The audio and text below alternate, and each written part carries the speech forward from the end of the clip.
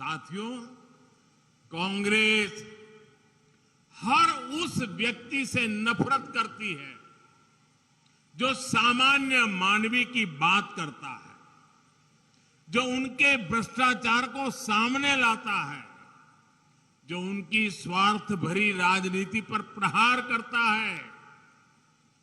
कांग्रेस की नफरत उससे परमानेंट हो जाती है। अभी इस चुनाव में भी कांग्रेस ने फिर से मुझे गालियां देने का काम शुरू कर दिया है। मैंने देखा किसी ने उन गालियों की लिस्ट बनाई है और वो गालियों की लिस्ट मुझे दी है। अब तक मुझे ये कांग्रेस के लोगों ने 91 टाइम अलग अलग गालियां दी है। अरे कांग्रेस ने ये गालियों की डिक्शनरी में टाइम खराब करने के बजाय अगर इतनी मेहनत उन्होंने गुड गवर्नेंस के लिए की होती, कांग्रेस कार्यकर्ताओं का उत्साह बढ़ाने के लिए किया होता, तो आज कांग्रेस की ऐसी दुर्दशा न होती, ऐसी दयनीय स्थिति नहीं आती। लेकिन साथियों, जो भी गरीब के लिए काम करता है, जो देश के लिए काम करता है, उसे अपमानित करना ये कांग्रेस का इतिहास है। मैं अकेला नहीं हूं जिस पर इस तरह के हमले किए गए। आपको मालूम है, पिछले चुनाव में चौकीदार चोर चलाया, फिर आगे बढ़ गए मोदी चोर चलाया, फिर पूरा ओबीसी समाज चोर है चलाया, और अभी तो चुनाव की शुरुआत हुई कर्नाटका में और मेरे लिंगायत भाइयों बहनों को भी चोर कहने की हिम्मत कर दी। कांग्रेस के लोग कान खोल करके सुन ले,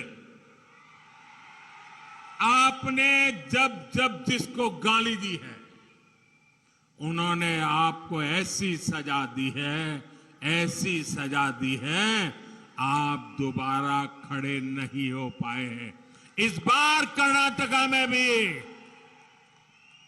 ये गाली का जवाब, इनके सम्मान पर जो चोट पहुंची है, उसका जवाब वोट से दिया जाएगा, वोट से दिया जाएगा। भाइयों बहनों, जब ये लोग मुझे गाली देते हैं, अब इतनी गालियां हो गई 91, और उनके टॉप मोस्ट नेता देते रहे, कोई ऐसे नहीं, छोटे मोटे कार्यकर्ता नहीं। और तब मैं सोचता हूं कि भाई ये कांग्रेस ऐसी पार्टी है, उसने तो संविधान निर्माता बाबा साहब आंबेडकर को भी ऐसी ऐसी गालियां दी थी, बाबा साहब को भी छोड़ा नहीं था। एक बार खुद बाबा साहब ने सार्वजनिक तौर पर विस्तार से बताया था कि कांग्रेस उन्हें बार बार गालियां देती है। कांग्रेस ने बाबा साहब को क्या क्या नहीं कहा।